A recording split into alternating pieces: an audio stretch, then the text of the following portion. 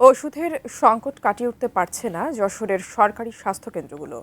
জ্বর সর্দির মতো সাধারণ কিছু ওষুধ ছাড়া আর কিছু মিলছে না, ফলে জীবন রক্ষাকারী কোনো ওষুধপত্র বেশি দামে কিনতে হচ্ছে বাইরে থেকে।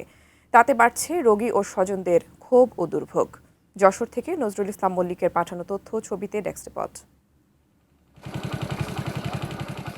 গ্রামীণ জনপদের মানুষের স্বাস্থ্যসেবার জন্য চালু করা হয় কমিউনিটি ক্লিনিক।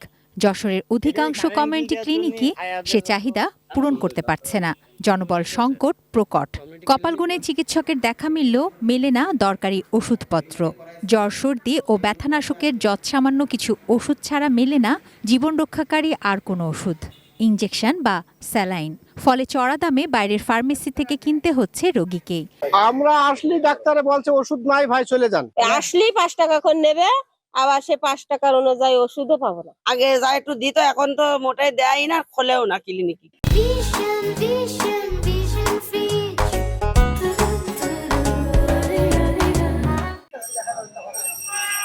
খোঁজ নিয়ে জানা যায়, যশোরের সরকারি স্বাস্থ্যকেন্দ্রগুলোয় ব্যাকটেরিয়া ও সংক্রমণরোধী অ্যান্টিবায়োটিক, হৃদরোগ, উচ্চ রক্তচাপ ও ডায়াবেটিক রোগীদের ওষুধ ও ক্যালসিয়াম ও ভিটামিন জাতীয় ওষুধের সংকট সবচেয়ে বেশি। ফলে কমিউনিটি ক্লিনিকগুলোর ওপর আস্থা হারাচ্ছে মানুষ।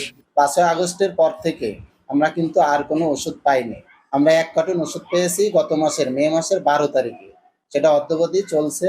এখন সবারই আসলে ক্রাইসিস চলছে। আমরা আশা করছি যে এই অর্থবছর শেষ হলে সামনে অর্থবছর নতুন বরাদ্দ হলে আবার ওষুধের আগের যে পর্যায়ে ছিল সেই পর্যায়ে নিয়ে আসবে। জেলার শীর্ষ স্বাস্থ্য কর্মকর্তারা মনে করেন এই সংকট অন্তর্বর্তীকালীন সরকারের সময়ের, তবে দ্রুত সমাধানের আশা তার।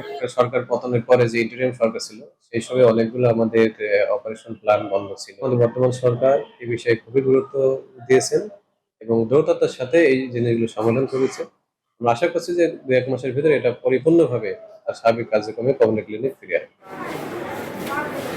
তুনাজ দিনা তনু, ডেস্ক রিপোর্ট, এটিএন নিউজ।